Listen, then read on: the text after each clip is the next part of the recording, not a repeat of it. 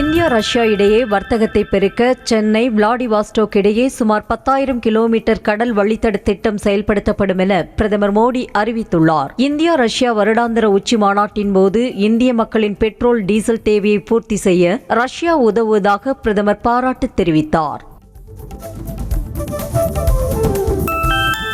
இந்தியாவில் கடந்த 10 ஆண்டுகளில் ஏற்பட்ட வளர்ச்சியின் வேகத்தை கண்டு உலக நாடுகள் வியப்படைவதாக பிரதமர் மோடி கூறினார். ரஷ்யாவில் பயணம் மேற்கொண்ட அவர் மாஸ்கோவில் இந்திய வம்சாவளியினர் மத்தியில் உரையாற்றினார். அப்போது இந்தியாவுக்கு வரும் வெளிநாட்டினர் இந்தியாவில் ஏற்பட்டுள்ள மாற்றங்கள் மற்றும் மறுகட்டமைப்புகளை கண்டு வியப்பதாக கூறினார்.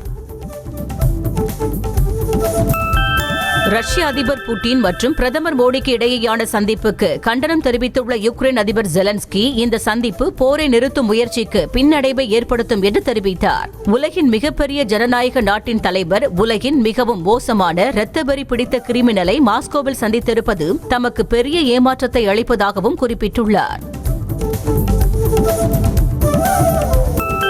மணிப்பூரில் செய்தியாளர்களை சந்தித்த மக்களவை எதிர்க்கட்சித் தலைவர் ராகுல் காந்தி வன்முறை விவகாரத்தை திசை திருப்பும் வகையில் வடிவமைக்கப்பட்ட கேள்விகளுக்கு பதிலளிக்க முடியாது என கூறி பாதியிலேயே வெளியேறினார். வன்முறையும் வெறுப்பும் எதற்கும் தீர்வாகாது, அன்பும் சகோதரத்துவமே தீர்வு என்ற அவர் பிரதமர் மோடி மணிப்பூருக்கு வந்து பாதிக்கப்பட்ட மக்களை சந்திக்க வேண்டும் என வலியுறுத்தினார். இந்த மாதம் தாக்கல் செய்யப்பட உள்ள மத்திய பட்ஜெட்டில் ஆயுஷ்மான் பாரத் திட்டத்தின் கீழ் உள்ள மருத்துவ காப்பீட்டு திட்டத்தின் உச்சவரம்பு 5 லட்சம் ரூபாயிலிருந்து 10 லட்சம் ரூபாயாக அதிகரித்து அறிவிப்பு வெளியாகலாம் என்று எதிர்பார்க்கப்படுகிறது. அதேபோன்று ஆயுஷ்மான் பாரத் திட்டம் மற்றும் பிரதமரின் மக்கள் சுகாதார திட்டம் மூலம் பயன்பெறுவோரின் எண்ணிக்கையை 2 மடங்காக அதிகரிக்கவும் திட்டமிடப்பட்டுள்ளது. சென்னையில் உள்ள தலைமைச் செயலகத்தில் தமிழக முதலமைச்சர் மு.க.ஸ்டாலின் தலைமையில் ஆலோசனைக் கூட்டம் நடைபெற்றது. சட்டம் ஒழுங்கு பாதுகாப்பு குறித்து முதலமைச்சர் மு.க.ஸ்டாலின் அதிகாரிகளுடன் ஆலோசனை நடத்தினார். இதில் தலைமை செயலாளர் சிவ்தாஸ் மீனா, உள்துறை செயலாளர் அமுதா, டிஜிபி சங்கர் ஜிவால் உள்ளிட்டோர் பங்கேற்றனர். தமிழகத்தில் சட்டம் ஒழுங்கு தொடர்ந்து சீர்கெட்டுள்ளது என கடந்த 24 மணி நேரத்திற்குள் அரங்கேறிய குற்ற சம்பவங்களை குறிப்பிட்டு எதிர்க்கட்சித் தலைவர் எடப்பாடி பழனிசாமி விமர்சித்துள்ளார். கொலை, கடத்தல் உள்ளிட்ட பல்வேறு குற்ற சம்பவங்களை பட்டியலிட்ட இபிஎஸ் இதன் மூலம் திமுக ஆட்சியில் யாருக்கும் பாதுகாப்பு இல்லை என்பது உறுதியாகிவிட்டதாக தெரிவித்தார்.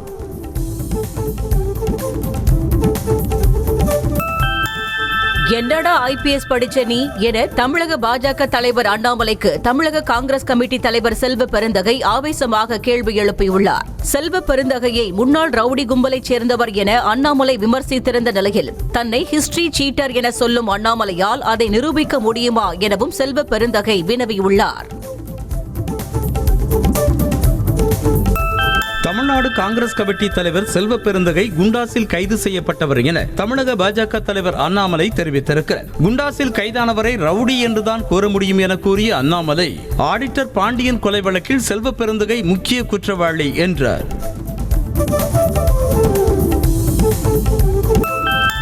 புதன்கிழமை விக்கிரவாண்டி சட்டமன்ற தொகுதி இடைத்தேர்தல் நடைபெறவிருப்பதையொட்டி இறுதிக்கட்ட ஏற்பாடுகளில் தேர்தல் ஆணையம் தீவிரமாக களமிறங்கியுள்ளது. அத்தொகுதியில் அமைக்கப்பட்டுள்ள 276 வாக்குச்சாவடிகளுக்கும் தேவையான மின்னணு வாக்குப்பதிவு இயந்திரங்கள் மற்றும் அடிப்படை பொருட்களை அனுப்பி வைக்கும் பணி நடைபெற்றது.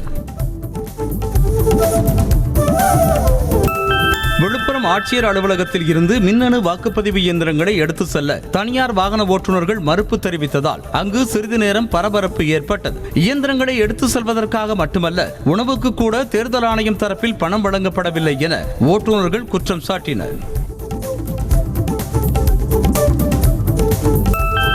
பகுஜன் சமாஜ் கட்சி மாநில தலைவர் ஆம்ஸ்ட்ராங் படுகொலை குறித்து விளக்கம் கேட்டு தமிழக அரசுக்கும் டிஜிபிக்கும் தேசிய தாழ்த்தப்பட்டோர் ஆணையம் நோட்டீஸ் அனுப்பியுள்ளது. கடந்த 5ஆம் தேதி ஆம்ஸ்ட்ராங் கொலை செய்யப்பட்டது தொடர்பான பத்திரிகை செய்தியின் அடிப்படையில் தேசிய தாழ்த்தப்பட்டோர் ஆணையம் தாமாக முன்வந்து வழக்கை விசாரணைக்கு எடுத்துள்ளது. கிளாம்பாக்கத்துக்கு மெட்ரோ ரயில் சேவை துவங்கப்படும் வரை அரசு மற்றும் தனியார் ஆம்னி பேருந்துகளை கோயம்பேடு பேருந்து நிலையத்தில் இருந்து இயக்குமாறு உத்தரவிட முடியாது என சென்னை உயர்நீதிமன்றம் தெரிவித்துள்ளது. இது தொடர்பான வழக்கு தனி நீதிபதி முன்பு நிலுவையில் உள்ளதால் வழக்கை வாபஸ் பெற்று தனி நீதிபதி முன் நடத்துமாறு மனுதாரருக்கு நீதிபதிகள் அறிவுறுத்தினர்.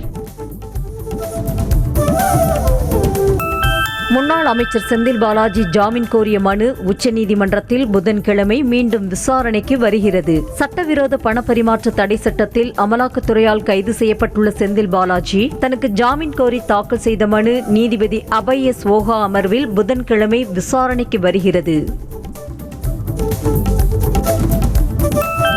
இந்திய பெரும் தொழிலதிபர் கௌதம் அதானி தமிழ்நாட்டிற்கு வருகை தந்திருக்கிறார். தனி விமானம் மூலமாக சென்னை வந்தடைந்த அவரது தமிழ்நாடு வருகை குறித்து அதிகாரப்பூர்வ தகவல் எதுவும் வெளியாகவில்லை. தமிழ்நாடு தொழில் முதலீடுகள் தொடர்பான ஆலோசனைக்கு வந்திருக்கலாம் என்றும் தமிழ்நாட்டில் 2 பெரிய தொழிற்சாலைகளுக்கு அதானி திட்டமிட்டிருப்பதாகவும் கூறப்படுகிறது.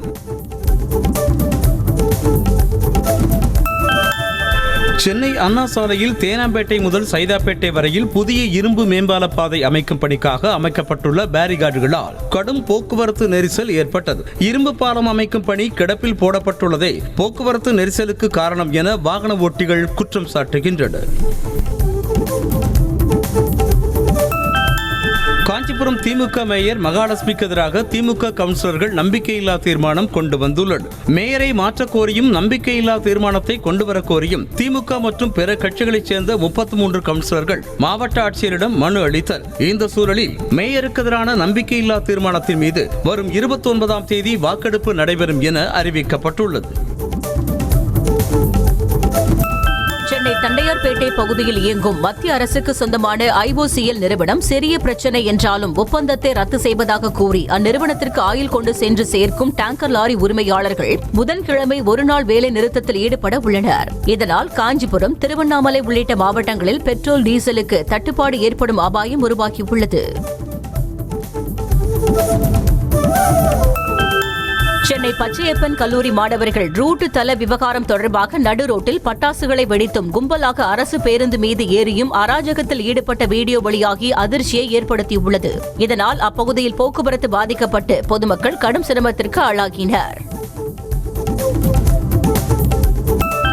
சிவகாசி அருகே தனியார் பட்டாசு ஆலை வெடி விபத்தில் 2 தொழிலாளர்கள் உடல் கருகி உயிரிழந்தனர். காளையார்குறிச்சியில் உள்ள சுப்ரீம் ஃபயர் ஒர்க்ஸில் தொழிலாளர்கள் மருந்து கலவை செய்து கொண்டிருந்த போது உராய்வு ஏற்பட்டதில் வெடி விபத்து ஏற்பட்டது. இதில் மாரியப்பன், முத்துமுருகன் என 2 சம்பவ இடத்திலேயே உயிரிழந்த நிலையில் பெண் உள்பட 2 பேர் படுகாயமடைந்தனர். BSP மாநில தலைவர் ஆம்ஸ்ட்ராங் படுகொலையில் தொடர்புடைய அனைவருக்கும் உரிய தண்டனை பெற்றுத் தரப்படும் என அவரது மனைவியை நேரில் சந்தித்து ஆறுதல் கோரிய முதலமைச்சர் மு.க. ஸ்டாலின் உறுதியளித்துள்ளார். முன்னதாக ஆம்ஸ்ட்ராங்கின் உருவப்படத்திற்கு முதலமைச்சர் மு.க. ஸ்டாலின் மலர் தூவி அஞ்சலி செலுத்தினார்.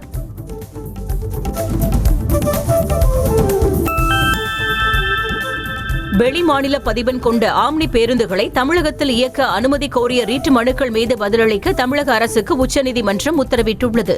ஏற்கனவே இதே கோரிக்கையுடன் தொடரப்பட்ட மனுவை விசாரித்த உச்சநீதிமன்றம் தமிழக அரசின் ஆணைக்கு இடைக்கால தடை விதித்திருந்த நிலையில் தற்போது நிலுவையில் உள்ள மற்றும் புதிய மனுக்கள் அனைத்திற்கும் அரசு பதிலளிக்க வேண்டும் என்று தெரிவிக்கப்பட்டுள்ளது. திட்டங்களுக்கும் கட்டுமானங்களுக்கும் சுற்றுச்சூழல் அனுமதி வழங்கும் முன்பு காலநிலை மாற்ற தாக்க ஆய்வை கட்டாயப்படுத்த கோரிய வழக்கில் பதிலளிக்குமாறு மத்திய அரசுக்கு சென்னை உயர்நீதிமன்றம் உத்தரவிட்டுள்ளது. வழக்கை விசாரித்த நீதிபதிகள் நல்ல காரணத்திற்காக இந்த வழக்கு தொடரப்பட்டுள்ளதாக கூறினர். தமிழ்நாட்டில் சட்டம் ஒழுங்கை பாதுகாக்க திமுக அரசு தவறிவிட்டதாக மத்திய இணையமைச்சர் எல். முருகன் குற்றம் சாட்டினார். டெல்லியில் உள்ள பாஜக தலைமை அலுவலகத்தில் செய்தியாளர்களை சந்தித்த அவர் கள்ளக்குறிச்சி விஷச்சாராய விவகாரம் தொடர்பாக ராகுல் காந்தியோ காங்கிரஸ் தலைவர் மல்லிகார்ஜுன கார்கேவோ நேரில் சென்று பார்வையிடவில்லை என்று குற்றம் சாட்டினார். விக்கிரவாண்டி இடைத்தேர்தல் ஜனநாயக கேலிக்கூத்து என விமர்சித்த பாமக தலைவர் அன்புமணி ராமதாஸ் ஆளும் திமுக அமைச்சர்கள் அங்கு தங்கி சுமார் 150 கோடி ரூபாய் வரை பணத்தையும் பொருட்களையும் அத்தொகுதி மக்களுக்கு வழங்கியுள்ளதாக குற்றம் சாட்டினார். மேலும் விக்கிரவாண்டி இடைத்தேர்தல் அதிகாரி ஒரு பஞ்சாயத்து தேர்தலை கூட நடத்த தகுதி இல்லாதவர் என்று கூறினார். எண்ணெய் மன்னிப்பு கடிதம் கொடுக்க சொல்வதற்கு எடப்பாடி பழனிசாமி யார் என ஓ. பன்னீர்செல்வம் கேள்வி எழுப்பியுள்ளார். மதுரை விமான நிலையத்தில் செய்தியாளர்களை சந்தித்த அவர் இனிமேல் வருகின்ற தேர்தல்களில் வெற்றி பெற வேண்டுமென்றால் கட்சியை இணைப்பதுதான் ஒரே வழி என்றும் இணையாமல் வெற்றி சாத்தியமில்லை என்றும் தெரிவித்தார். டாக்டர் அம்பேத்கரின் அரசியலை இன்னும் தீர்க்கத்துடனும் உறுதியுடனும் களமாடுவதே அண்ணன் ஆம்ஸ்ட்ராங்கிற்கு நாம் செலுத்தும் நன்றிக்கடனாக அமையும் என இயக்குநர் ப. ரஞ்சித் தெரிவித்துள்ளார். இது தொடர்பாக தனது எக்ஸ் பக்கத்தில் அவர் வெளியிட்ட பதிவில் அண்ணன் ஆம்ஸ்ட்ராங்கின் திருவுடலை சட்டம் ஒழுங்கு பிரச்சினை நிகழாமல் நல்லடக்கம் செய்துவிட்டோம் என குறிப்பிட்டுள்ளார். கர்நாடக மாநிலம் பெங்களூருவில் சாலையில் சென்று கொண்டிருந்த அரசு BMTC நகர பேருந்து திடீரென தீப்பிடித்து எரிந்தது. MG சாலையில் சென்ற பேருந்தின் என்ஜின் பகுதியில் தீப்பற்றி எரிந்தது. அதனை கவனித்த ஓட்டுநர் உடனடியாக பேருந்தை நிறுத்திவிட்டு நடத்துனர் உதவியோடு பயணிகளை பேருந்தில் இருந்து வெளியேற்றியதால் உயிர் சேதம் தவிர்க்கப்பட்டது. தொடர் கனமழையால் பாதிக்கப்பட்டுள்ள மகாராஷ்டிர மாநிலம் மும்பையில் வெறும் 9 மணி நேரத்தில் 101.8 மில்லிமீட்டர் அளவிற்கு கனமழை கொட்டி தீர்த்தது. கொலாபா வானிலை நிலைய தரவுகளின்படி திங்கட்கிழமை காலை 8:30 மணிக்கு துவங்கி மாலை 5:30 மணி வரையிலான 9 மணி நேரத்தில் மும்பையில் 101.8 மில்லிமீட்டர் மழை பதிவானது. அதே 9 மணி நேரத்தில் மும்பை புறநகர் பகுதிகளுக்கான சாண்டா குரூஸ் வானிலை நிலையத்தில் வெறும் 14.8 மில்லிமீட்டர் அளவிற்கு மட்டுமே மழை பதிவாகியுள்ளது. வழக்கமாக புறநகர் பகுதிகளை காட்டிலும் மும்பையில் குறைந்த அளவே மழை பெய்யும் என்பது குறிப்பிடத்தக்கது. மகாராஷ்டிரா மாநிலம் நாக்பூரில் சைக்கிளில் சென்ற 60 வயது நபர் பின்னால் வந்து மோதிய பேருந்தின் பின்சக்கரத்தில் சிக்கி பலியான பதற வைக்கும் CCTV காட்சிகள் வெளியாகியுள்ளன. ரத்னகர் தீக்ஷித் என்பவர் சைக்கிளில் சென்று கொண்டிருந்த போது பின்னால் வந்த பேருந்து மோதியதில் நிலை தடுமாறி கீழே விழுந்தார். அப்போது அவர் மீது பேருந்தின் பின்சக்கரம் ஏறி இறங்கியதில் அவர் உயிரிழந்தார். உத்தரப்பிரதேச மாநிலத்தில் பெய்து வரும் தொடர் கனமழையால் கங்கை யமுனை ஆறுகளில் வெள்ளப்பெருக்கு ஏற்பட்டுள்ளது. பிரயாக்ராஜ் மாவட்டத்தில் கங்கை யமுனை ஆறுகள் உள்பட அனைத்து நீர்நிலைகளிலும் நீர்மட்டம் கிடுகிடுமென உயர்ந்து வெள்ளம் பெருக்கெடுத்து ஓடுகிறது. இதனால் ஆற்றங்கரையோர பகுதிகளில் வசிக்கும் மக்களுக்கு வெள்ள அபாய எச்சரிக்கை விடுக்கப்பட்டுள்ளது. புதுச்சேரி நகர பகுதியில் சாலையோரம் நிறுத்தி வைக்கப்பட்டிருந்த கார் திடீரென தீப்பிடித்து எரிந்த சம்பவம் அப்பகுதியில் பரபரப்பை ஏற்படுத்தியது. கார் பற்றி எரிவதை பார்த்த அப்பகுதி மக்கள் தீயணைப்புத் துறைக்கு தகவல் அளித்தனர். இதனையடுத்து அங்கு வந்த தீயணைப்புத் துறையினர் தண்ணீரை பீச்சி அடித்து தீயை அணைத்தனர். இருப்பினும் தீயில் எரிந்து கார் சேதமடைந்தது. டெல்லியில் சட்டவிரோதமாக உடல் உறுப்பு மாற்று அறுவை சிகிச்சைகளை மேற்கொண்டு வந்த மருத்துவர் உட்பட 7 பேர் கொண்ட கும்பலை போலீசார் கைது செய்தனர். பெரும்பாலும் வங்கதேசத்தை சேர்ந்தவர்களுக்கு அறுவை சிகிச்சை செய்துள்ளதும் அவர்களுக்காக வங்கதேசத்தை சேர்ந்தவர்களிடமே உடல் உறுப்புகளை பணம் கொடுத்து வாங்கியதும் ஒவ்வொரு அறுவை சிகிச்சைக்கும் 25 முதல் 30 லட்சம் ரூபாய் வரை பணம் வசூலித்ததும் தெரிய வந்துள்ளது. 2009ஆம் ஆண்டு சிவில் சர்வீசஸ் தேர்வில் வெற்றி பெற்ற 100% பார்வையற்ற மாற்றுத்திறனாளிக்கு 3 மாதங்களுக்குள் பணி நியமன ஆணை வழங்குமாறு மத்திய அரசுக்கு உச்சநீதிமன்றம் உத்தரவிட்டுள்ளது. மாற்றுத்திறனாளிகள் சட்டத்தின்படி பணி நியமனங்களை நிரப்புவதில் மத்திய அரசு ஒட்டுமொத்தமாக தோல்வியடைந்து விட்டதாகவும் உச்சநீதிமன்றம் கடுமையாக கண்டித்துள்ளது.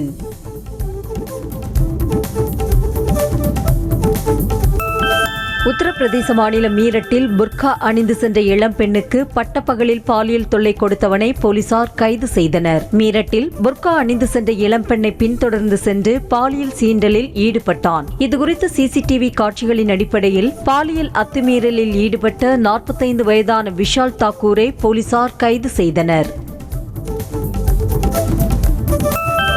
உத்தரகாண்ட் மாநில அரசால் உற்பத்தி உரிமம் ரத்து செய்யப்பட்ட தங்களது 14 பொருட்களின் விற்பனையை நிறுத்திவிட்டதாக பதஞ்சலி ஆயுர்வேத நிறுவனம் தெரிவித்துள்ளது. இந்த 14 பொருட்களையும் விற்கக்கூடாது என தனது 5606 விற்பனை கிளைகளுக்கு உத்தரவிட்டுள்ளதாக உச்சநீதிமன்றத்தில் பதஞ்சலி சார்பில் தெரிவிக்கப்பட்டுள்ளது. தன்பாலின திருமணத்திற்கு சட்டப்பூர்வ அங்கீகாரம் வழங்க முடியாது என்ற உச்சநீதிமன்றத்தின் தீர்ப்பை எதிர்த்து தாக்கலான மறு ஆய்வு மனுக்கள் மீதான விசாரணையை நீதிமன்றத்தில் வெளிப்படையாக நடத்த கோரும் மனுவை ஏற்க உச்சநீதிமன்றம் மறுத்துவிட்டது. மேலும் வழக்கு விசாரணையை புதன்கிழமைக்கு ஒத்திவைத்து நீதிபதிகள் உத்தரவிட்டனர். மும்பையில் BMW கார் மோதிய விபத்தில் 45 வயது பெண் உயிரிழந்த வழக்கில் காரை ஓட்டி வந்தவரும் ஏக்நாத் ஷிண்டே பிரிவு சிவசேனா தலைவர் ராஜேஷ் ராவின் மகனுமான மிகிர் ஷாவை மும்பை போலீசார் கைது செய்தனர். வேலையில் கடந்த ஞாயிற்றுக்கிழமை காலை பைக்கில் சென்ற கணவன் மனைவி மீது மிகிர் ஷா ஓட்டி சென்ற கார் மோதியதில் காவேரி நக்வா நிகழ்விடத்திலேயே உயிரிழந்தார். மீன்களுக்கு உரிய விலை கிடைக்காததை கண்டித்து ராமேஸ்வரம் மீனவர்கள் தொடர்ந்து 2வது நாளாக வேலை நிறுத்த போராட்டத்தில் ஈடுபட்டனர். இதனால் 700க்கும் மேற்பட்ட விசைப்படகுகள் கரையோரம் நிறுத்தி வைக்கப்பட்டுள்ளன. சுமார் 5000த்திற்கும் மேற்பட்ட மீனவர்கள் வேலை இழந்துள்ளதோடு 10 கோடி ரூபாய் அளவிலான வர்த்தகம் பாதிக்கப்பட்டுள்ளது.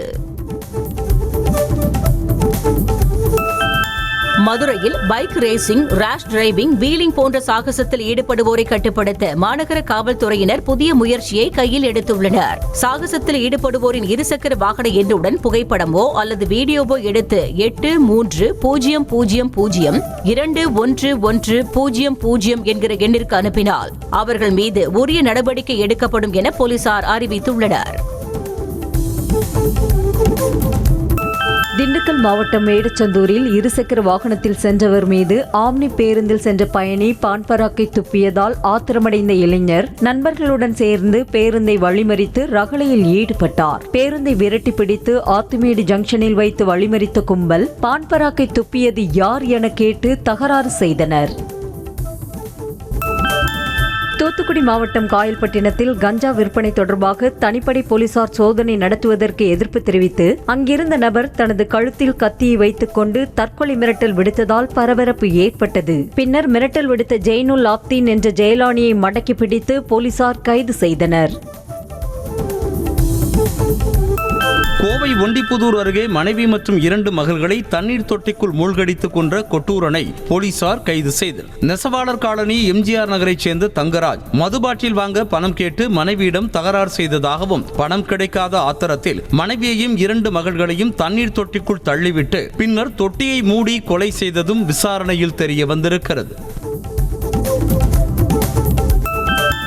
திருப்பூர் மாவட்டம் பல்லடத்தில் அரசு பள்ளி சீருடை தைப்பது தொடர்பாக கூட்டுறவு சங்கத்தில் பெண் தொழிலாளர்கள் சமூக நலத்துறை இயக்குநருடன் வாக்குவாதத்தில் ஈடுபட்டனர். தையல் தொழில் கூட்டுறவு சங்கத்தில் பள்ளி சீருடைகள் தைக்கும் பணி பெண்களுக்கு வழங்கப்படுகிறது. இதில் சங்க அலுவலர் கமிஷன் பெற்றுக்கொண்டு குறிப்பிட்ட சிலருக்கே ஆர்டர் தருவதாக கூறி பெண்கள் வாக்குவாதம் செய்தனர்.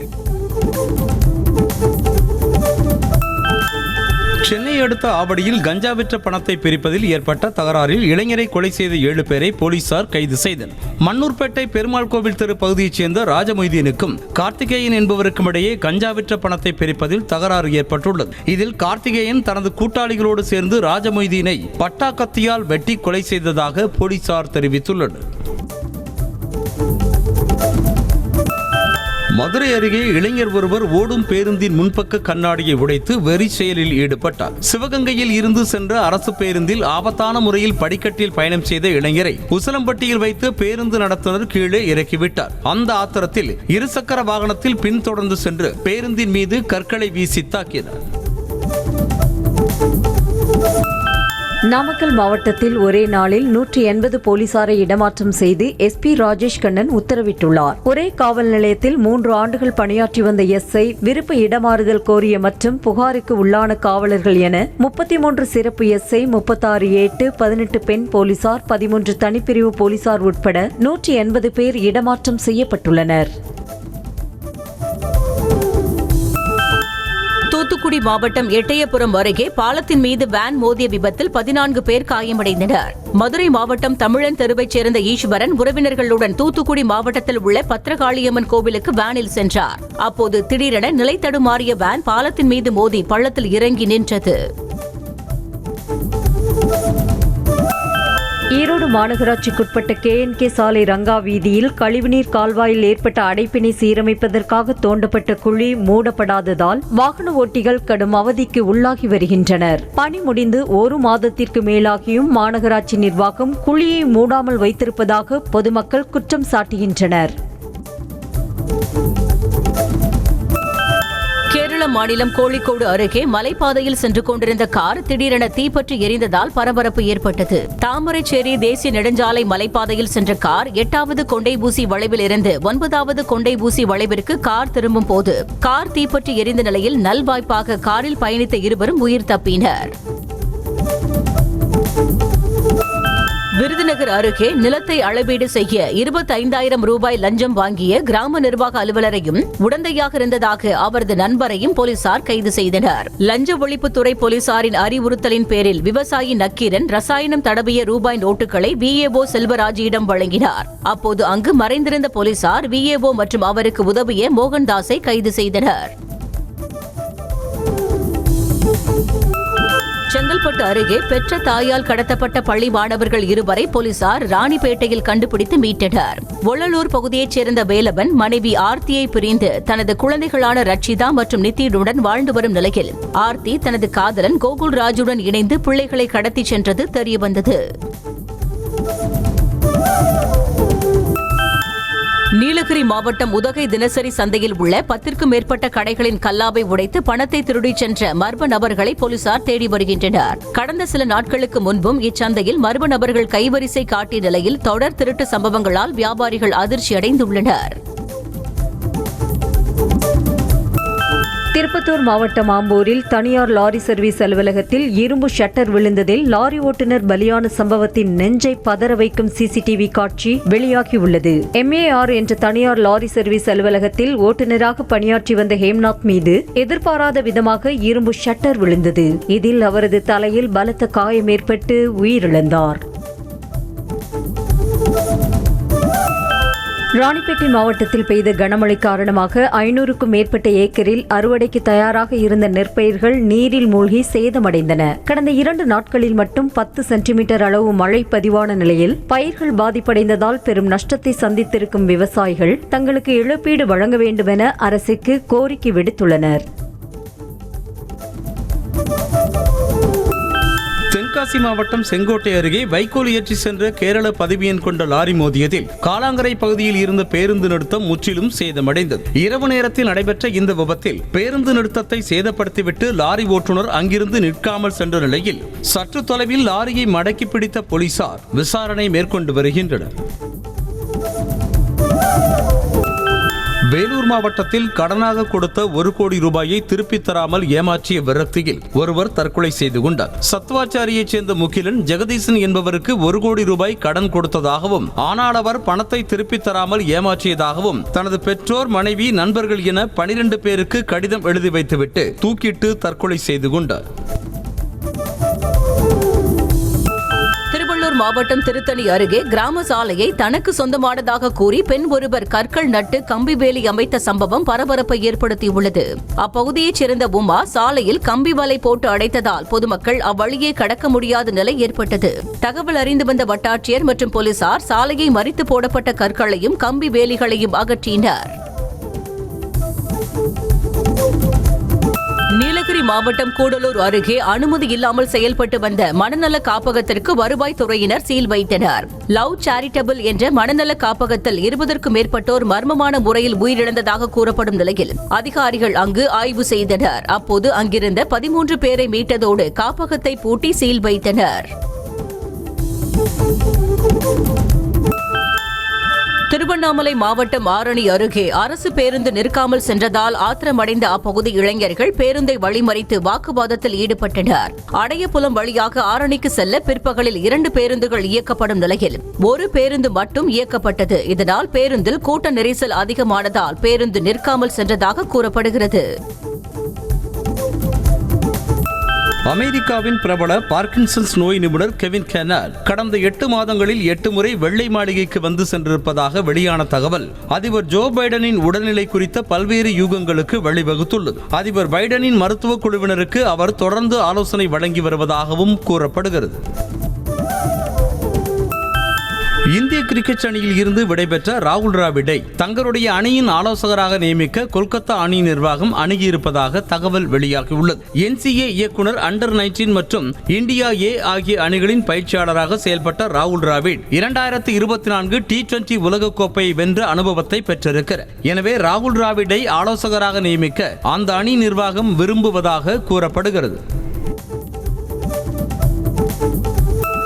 ஜிம்பாப்வேயில் வைல்ட் லைஃப் டூர்ஸ் என்ற இந்திய கிரிக்கெட் அணியினர் வீடியோவை BCCI பகிர்ந்துள்ளது. சுப்மன் கில் தலைமையிலான இந்திய கிரிக்கெட் அணி ஜிம்பாப்வேயில் சுற்றுப்பயணம் மேற்கொண்டு 5 போட்டிகள் கொண்ட T20 தொடரில் ஆடி வருகிறது. இந்த தொடரில் இதுவரை 2 போட்டிகள் முடிந்துள்ள நிலையில் இரு அணிகளும் தலா ஒரு வெற்றி பெற்றுள்ளன. இந்த நிலையில் ஜிம்பாப்வேயில் உள்ள இந்திய வீரர்கள் அவர்களது குடும்பத்தினருடன் வைல்ட் லைஃப் டூர் மேற்கொண்டுள்ளனர்.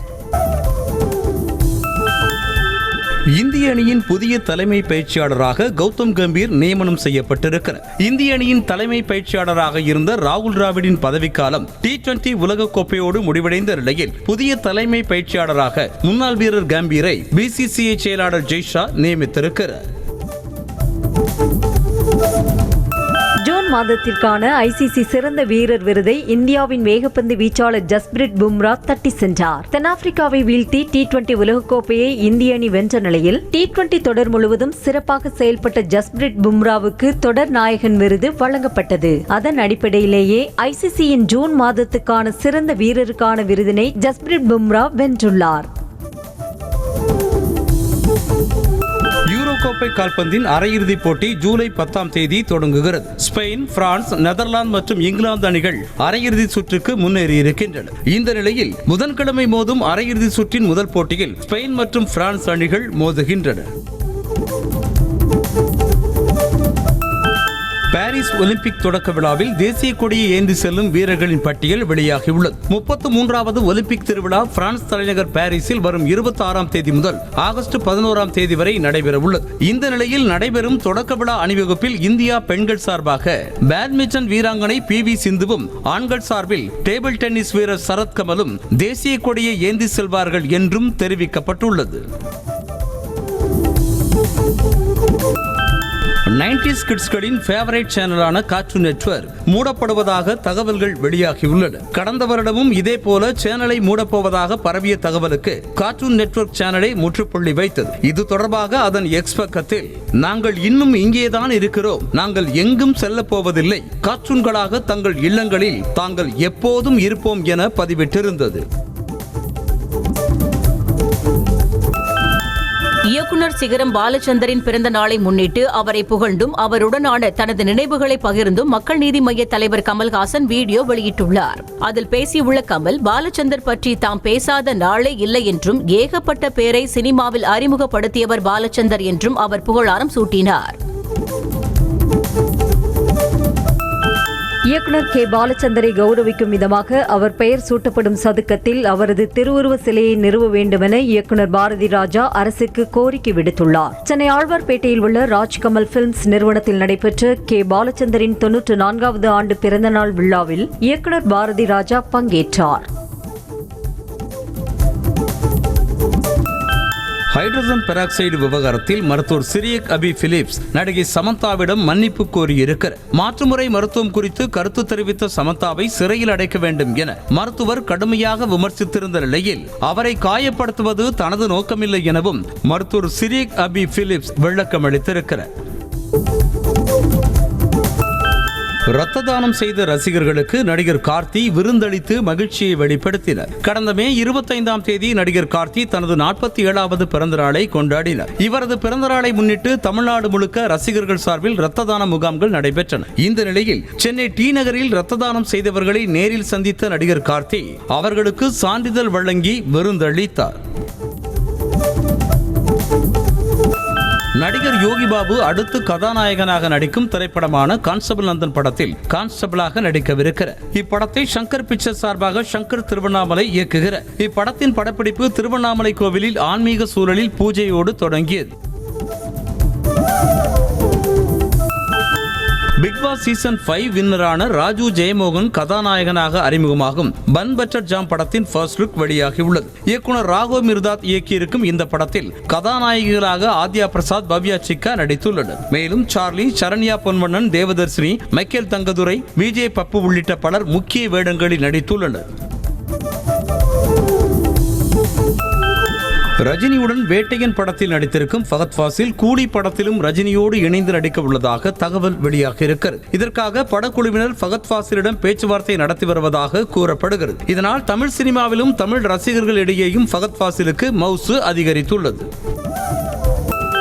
இந்தியன் 2 படத்தை வெளியிட தடை கோரிய வழக்கில் படக்குழு தரப்பில் ஜூலை 11ஆம் தேதி பதில் மனு தாக்கல் செய்ய மதுரை மாவட்ட உரிமையியல் நீதிமன்றம் உத்தரவிட்டுள்ளது. இந்தியன் 2 படத்தில் தங்களை ஆலோசிக்காமல் வர்மக்கலை முத்திரைகள் பயன்படுத்தப்பட்டுள்ளதாக மதுரையை சேர்ந்த வர்மக்கலை ஆசான் ராஜேந்திரன் மனு தாக்கல் செய்திருந்தது குறிப்பிடத்தக்கது. திருப்பதி ஏழுமலையான் கோவிலில் இசையமைப்பாளர் வித்யாசாகர் மற்றும் நடிகர் கணேஷ் வெங்கட்ராமன் ஆகியோர் தனித்தனியாக தங்கள் குடும்பத்துடன் தரிசனம் செய்தனர். அவர்களுக்கு ரங்கநாயக மண்டபத்தில் வேத பண்டிதர்கள் ஆசி வழங்கினர். தேவஸ்தான அதிகாரிகள் தீர்த்த பிரசாதங்களை வழங்கினர். இந்திய திரையுலகில் பிரபல பின்னணி பாடகியாக திகழ்ந்து வரும் உஷா உதுப்பின் இரண்டாவது கணவர் ஜானி மாரடைப்பால் செவ்வாய்க்கிழமை உயிரிழந்தார். சமீபத்தில் மத்திய அரசு உஷா உதுப்பிற்கு பத்மபூஷன் விருது வழங்கி கௌரவித்தது. உஷா உதுப் ஜானி சாக்கோ என்பவரை திருமணம் செய்து கொண்டு அவர்களுக்கு ஒரு மகள் உள்ளனர். சிவகங்கை வீரமாகாளி அம்மன் கோவிலில் 70ஆம் ஆண்டு ஆனி மாத பூக்கரக பூச்சொரிதல் திருவிழாவை முன்னிட்டு திரளான பக்தர்கள் பால்குடம் எடுத்து நேர்த்திக்கடன் செலுத்தினர். சிவகங்கை தெப்பக்குளக்கரையில் இருந்து ஆண்கள் பெண்கள் என 200க்கும் மேற்பட்ட பக்தர்கள் பால்குடம் எடுத்து நகரின் முக்கிய வீதிகள் வழியாக ஊர்வலமாக சென்றனர். ஊர்வலம் கோவிலை வந்தடைந்ததும் அம்மனுக்கு பாலாபிஷேகம் செய்யப்பட்டது. தூத்துக்குடி மாவட்டம் ஒட்டப்பிடாரம் அருகே நடைபெற்ற பால்குட விழாவில் ஆண்களும் பெண்களும் நடனமாடி அசத்தினர். புதியபுத்தூரில் உள்ள லிங்க சுடலைமாட சுவாமி, சந்தன மாரியம்மன் பெருமாள் கோவில் மற்றும் மகா விநாயகர் கோவில் ஆணி திருவிழா தொடங்கி நடைபெற்று வரும் நிலையில் முக்கிய நிகழ்வான பால்குட ஊர்வலம் மேளதாளங்கள் முழங்க வெகு விமர்சையாக நடைபெற்றது. சேலம் மாவட்டம் சங்ககிரி சோமேஸ்வரர் கோவில் கும்பாபிஷேக விழாவையொட்டி நடைபெற்ற தீர்த்தக்குட ஊர்வலத்தில் 5000த்திற்கும் மேற்பட்ட பக்தர்கள் பங்கேற்றனர். கேரள செண்டை மேளதாளங்கள் முழங்க யானை, குதிரை, காளை மாடுகளோடு பெண்கள் உட்பட ஏராளமான பக்தர்கள் பங்கேற்று ஊர்வலமாக சென்றது காண்போரை வியக்க வைத்தது. உலகின் ஆடம்பர பைக்குகளில் ஒன்றான டுகாட்டி தனது 698 மோனோ பைக் மாடலை அறிமுகம் செய்திருக்கிறது. இந்த பைக் 16,50,000 ரூபாய்க்கு விற்பனையாகிறது. டுகாட்டி 698 மோனோ பைக் மாடலில் 659cc liquid cool super quadro mono engine வழங்கப்பட்டிருக்கிறது. இந்த engine 77.5 HP power, 63 newton metre torque இழுவிசையை வெளிப்படுத்தும் திறன் கொண்டிருக்கிறது. ராயல் என்ஃபீல்ட் நிறுவனம் எலக்ட்ரிக் மோட்டார் சைக்கிள் தயாரித்து வரும் நிலையில் பைக்கின் புகைப்படம் தற்போது லீக் ஆகியுள்ளது. புதிய எலக்ட்ரிக் பைக் ரெட்ரோ லுக்கில் காணப்படுகிறது. இதன் ஒட்டுமொத்த தோற்றம் கிளாசிக் சீரிஸ் மாடலை தழுவியே உருவாக்கப்பட்டிருக்கிறது. மேலும் இது ரியர் வீல் பேட்ச் மூலமாக இயக்கப்படும் என்றும் தகவல் வெளியாக இருக்கிறது. உலகிலேயே முதலாக எரிவாயுவில் இயங்கும் பைக்கை பஜாஜ் நிறுவனம் இந்தியாவில் அறிமுகம் செய்திருக்கிறது. இந்த பைக்கை பெட்ரோல் மற்றும் CNG என இரண்டிலும் இயக்கலாம் என தெரிவிக்கப்பட்டுள்ளது. 3 மாடல்களில் அறிமுகம் செய்யப்பட்டிருக்கும் இந்த மாடல் பைக்குகளுக்கு வாடிக்கையாளர்கள் மத்தியில் வரவேற்பு அதிகரித்திருக்கிறது. KTM நிறுவனம் முற்றிலும் புதிய 390 அட்வென்ச்சர் பைக் மாடலை உருவாக்கியுள்ளது. இந்த ஆண்டின் பிற்பகுதியில் சர்வதேச சந்தையில் KTM 390 அட்வென்ச்சரை அறிமுகம் செய்வதற்காக இந்த மாடலின் இறுதிக்கட்ட சோதனையை KTM தீவிரப்படுத்தியுள்ளது. ராயல் என்ஃபீல்ட் ஹிமாலயன் 450 சமீபத்தில் அறிமுகப்படுத்தப்பட்டதன் மூலம் பைக் விற்பனையில் இந்த நிறுவனங்களுக்கிடையே போட்டி தீவிரமடைந்துள்ளது. வோடஃபோன் ஐடியா நிறுவனம் தனது போஸ்ட்பெய்ட் பயனர்களுக்காக புதிய சலுகையை அறிவித்திருக்கிறது. இந்த சலுகை பயனர்களுக்கு சீரான கனெக்டிவிட்டி, OTT சந்தா என பல்வேறு பலன்களை வழங்குகிறது. 1201 ரூபாய் விலையில் கிடைக்கும் வோடஃபோன் ரெட் எக்ஸ் சலுகையில் Netflix, Prime, Hotstar, Sony Liv மற்றும் சன் நெக்ஸ்ட் என 5 OTT தளங்களுக்கான சந்தா வழங்கப்படுகிறது.